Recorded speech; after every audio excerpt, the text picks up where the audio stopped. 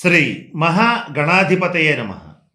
ఈరోజు మనం 2026, 27 ఈ 2 సంవత్సరాల్లో ద్వాదశ రాశుల వాళ్ళకి ఎటువంటి ఫలితాలు రాబోతున్నాయి, అలాగే ఏ మాసంలో ఎటువంటి ఫలితాలు వస్తాయి, ఏ నెలలో ఏ జాగ్రత్తలు తీసుకోవాలి, ఏ నెలలో మంచి శుభ ఫలితాలు ఇస్తాయి, ఏ నెలలో ఏ పని చేయొచ్చు, ఏ నెలలో ఏ పని చేయకూడదు, ఇటువంటి అనేక అంశాల గురించి తెలుసుకోవడానికి ప్రయత్నం చేద్దాం. మరి ముఖ్యంగా ఈ 2026 సంవత్సరానికి చాలా ప్రాధాన్యత ఉంది.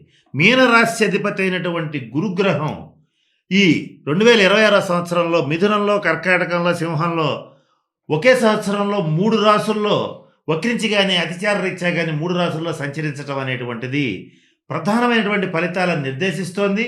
ఇక్కడ శని రాహుకేతువులు ఇచ్చేటువంటి దుష్ప్రభావాలని సైతం ఓవర్టేక్ చేస్తూ, అంటే అధిగమిస్తూ, ఆ గ్రహాల యొక్క దుష్ప్రభావాన్ని పూర్తిగా తగ్గిస్తూ, కుదిరితే నల్లిఫై చేస్తూ కూడా కొన్ని నెలల్లో మీనరాశి వారికి అద్భుతమైనటువంటి శుభ ఫలితాలు ఇవ్వబోతోంది. వీటితో పాటు ఇంకొక ప్రత్యేకత ఏమిటంటే, ఈ 2026 సంవత్సరం ఉగాది నాడు ప్రారంభమైనటువంటి పరాభవ నామ సంవత్సరానికి రాజు గురుడు అవుతాడు. అంటే మీ రాశి అధిపతే రాజు అవుతున్నాడు.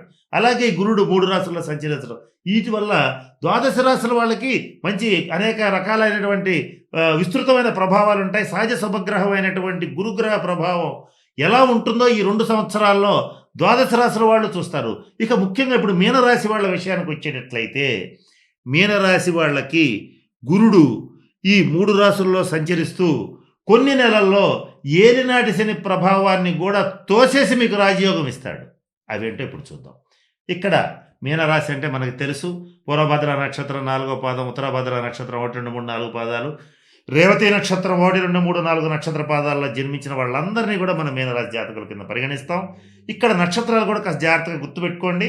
రాబోయేటువంటి వీడియోస్లో మన వాయిస్ ఆఫ్ వేసంలో ఏ నక్షత్రం వాళ్ళకి ఎటువంటి ఫలితాలు రాబోతున్నాయి, ఏ నెలలో ఏం చేయొచ్చు, ఏం చేయకూడదు కూడా డీటెయిల్డ్గా ఇస్తాను. అలాగే మన ఇన్స్టాగ్రామ్ పేజీ కూడా ఫాలో అవ్వండి. దాంట్లో మీకు ఏ రకమైనటువంటి రెమెడీస్ పాటిస్తే మరిన్ని శుభ ఫలితాలు వస్తాయి, అవి కూడా మీకు ప్రతి నెల మిస్ కాకుండా ఇవ్వడానికి నా శాయశక్తులా ప్రయత్నం చేస్తాను. ఇకపోతే మీనరాశి వారికి 2026 సంవత్సరం జనవరి నుంచి జూన్ వరకు, అంటే జనవరి, ఫిబ్రవరి, మార్చి, ఏప్రిల్, మే వరకు ఈ 5 నెలల కాలంలో గురుడు మిథున రాశిలో సంచారం చేస్తాడు. ఈ 5 నెలల కాలం వీళ్ళకి సహజంగానే జన్మరాశిలో శని ఉన్నాడు గనక కొంచెం ఈ 5 నెలల కాలం కొంత పరీక్షా కాలం అని చెప్పచ్చు. ఏ విషయాలు ఇబ్బంది పడతారంటే, మీకు సహజంగానే ఆత్మవిశ్వాసం చాలా ఎక్కువగా ఉంటుంది, దైవభక్తి ఉంటుంది, పరోపకారం చేయాలనేటువంటి మంచి మనస్తత్వం ఉంటుంది, మీకున్నది మొత్తం త్యాగ బుద్ధి ఉంటుంది. అంటే త్యాగం చేసి కుదిరితే ఎదుటి వాళ్ళకి 10 మందికి అన్నం పెట్టాలనే మంచి స్వభావం, చాలా మంచి స్వభావాలు ఉంటాయి మీకు.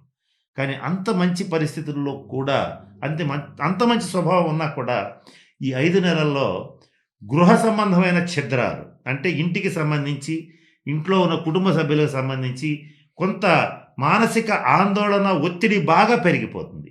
అలాగే మీనరాశిలో కొద్దిమందికి ఎలర్జీస్, అంటే స్కిన్ ఎలర్జీస్, రెస్పిరేటరీ ఎలర్జీస్, శ్వాస సంబంధమైనటువంటి సమస్యలు, చర్మ సంబంధమైనటువంటి సమస్యలు, అనారోగ్య సమస్యలు, ఈ 40 సంవత్సరాలు కానీ 50 సంవత్సరాలు కానీ దాటినటువంటి వాళ్ళకి ఈ బీపీలు, షుగర్లు కంట్రోల్ లేకుండా పోవటం, అలాగే జీవిత భాగస్వామి ఆరోగ్య విషయంలో ఇబ్బందులు, సంతానపరంగా కొన్ని చిక్కులు, కొన్ని సంతానపరమైనటువంటి సమస్యలు కొన్ని తీరకపోవటం, ఎలా తీర్చాలో తెలియకపోవటం, మీ మేధస్సుకి అందకపోవటం, ఇటువంటి అనేక ఇబ్బందులు ఈ 2026 సంవత్సరం జనవరి నుంచి మే వరకు ఉన్నటువంటి టైంలో జరుగుతుంది.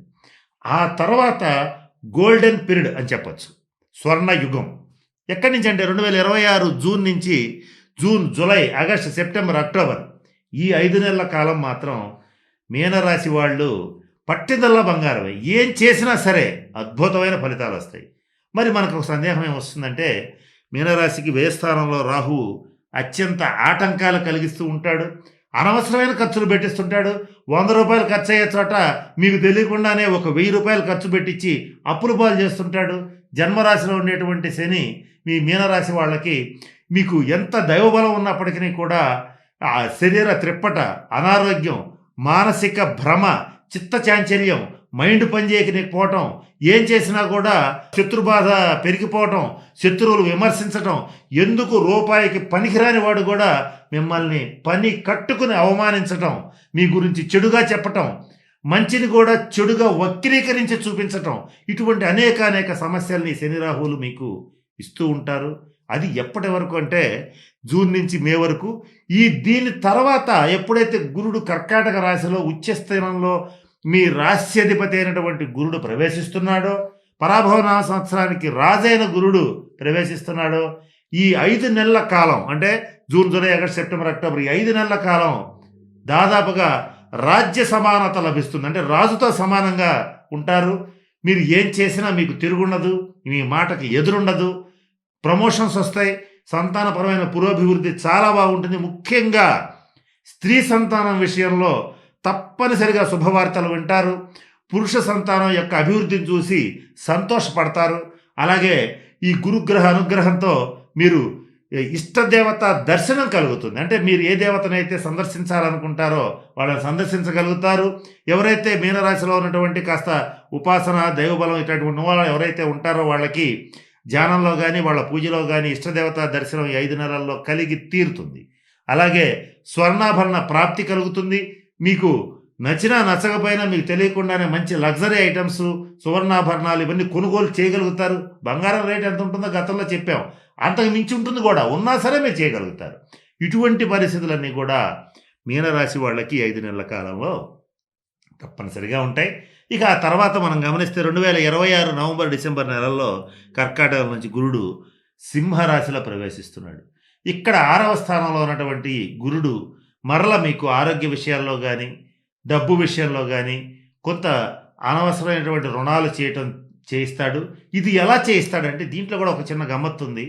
ఇక్కడ మీకు గురువు కేతువుతో కలవటం కానీ, లేదా గురుకేతువుల యొక్క స్థితిలో కానీ, జన్మరాశిలో ఉన్న శని స్థితి వల్ల కానీ చిన్న ప్రాబ్లం ఎక్కడ వస్తుందంటే మీకు ముఖ్యంగా మీకు చుట్టుపక్కల ఉండేటువంటి స్నేహితులు అనబడేటువంటి వాళ్ళు కానీ, మీరు నమ్మినటువంటి వాళ్ళు కానీ మిమ్మల్ని పొగడతలతో ముంచెత్తి అనవసరమైనటువంటి నువ్వు ఇంద్రుడివి, నువ్వు చంద్రుడివి, నీకు తిరుగులేదు, నువ్వు ఏం చేసినా సరే సూపర్ హిట్ అని చెప్పి అనవసరమైన విషయాల్లో పెట్టుబడి పెట్టించటం, స్టాక్ మార్కెట్లో లాసులు వచ్చేట్లు చేయటం, స్పెక్యులేషన్స్లో దెబ్బతీయటం, కనుక ఇటువంటి ఇబ్బందులు కలుగుతాయి ఈ 2026 సంవత్సరంలో.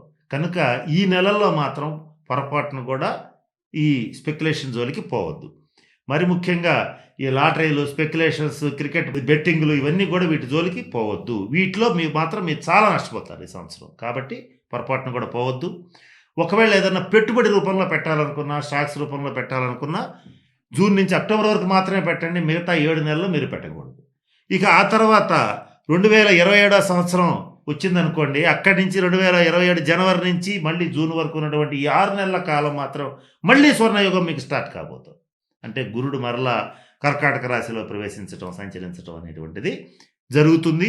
ఏదేమైనప్పటికీ ఈ 2 సంవత్సరాల్లో మీకు దాదాపు 11 నెలల కాలం మీకు మంచి రాజయోగం అనేటువంటిది వస్తుంది. చాలామంది మీకు చెప్తుంటారు ఏలినాటి శని ఉంది, చాలా ఇబ్బంది పడతారు, చాలా ప్రాబ్లము, ప్రమాదం, అవన్నీ కూడా తోసి రాజని గురుడు మీకు మంచి శుభ ఫలితాలను ఇస్తాడు.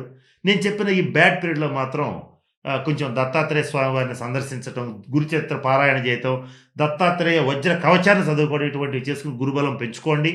మనం 2019 నుంచి ప్రతి వీడియోలో చెప్తున్నాము, గురుబలం పెంచుకోండి. గురుబలం పెంచుకోవడం అంటే స్వర్ణాభరణాలు ధరించటం, దత్తాత్రేయ స్వామి వారిని ఆశ్రయించడం, ఇటువంటివన్నీ చేస్తూ వెళ్తే మంచి శుభ ఫలితాలు వస్తాయి. ఆర్థికంగా, ఆరోగ్యపరంగా, మానసికంగా, ఆత్మవిశ్వాసం పరంగా మంచి ఉచ్చస్థితికి వెళ్ళగలుగుతారు. కనుక నేను చెప్పినట్టు మరలా ప్రతి నక్షత్రానికి కొన్ని ప్రత్యేకమైన పరిహారాలు చెప్తాను. మన ఛానల్లో షార్ట్స్లో చెప్పడం జరుగుతుంది. వాయిస్ ఆఫ్ వేసం ఛానల్లో కొంచెం ఫాలో అవ్వండి. కనుక ఇవి చేస్తూ నేను చెప్పిన అన్ని అంశాలు దృష్టిలో పెట్టుకుని మీనరాశి వాళ్ళు అనేటువంటి వాళ్ళందరూ కూడా అష్టైశ్వర్యాలతో, భోగభాగ్యాలతో ఉండాలని మనస్ఫూర్తిగా పరమేశ్వరుని ప్రార్థిస్తూ సెలవు తీసుకుంటున్నాను. స్వస్తి.